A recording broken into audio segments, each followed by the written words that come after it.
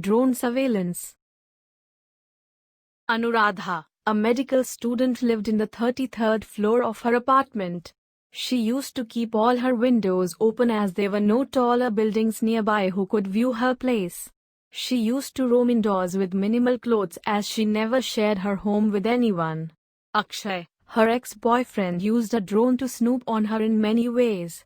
He sent the drone all the way up to record her bedroom and living room videos covertly. The drone used to keep track of in and out movements from her house. It also had a Wi-Fi cracker in it to intercept all the data, to snoop on her. He could also drop hazardous materials, weapons to her house using the drone.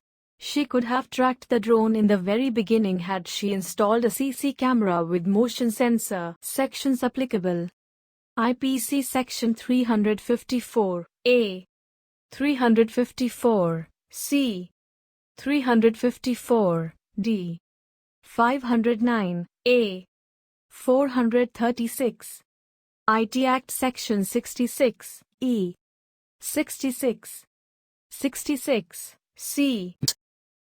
Download Cyber Safe Girl ebook.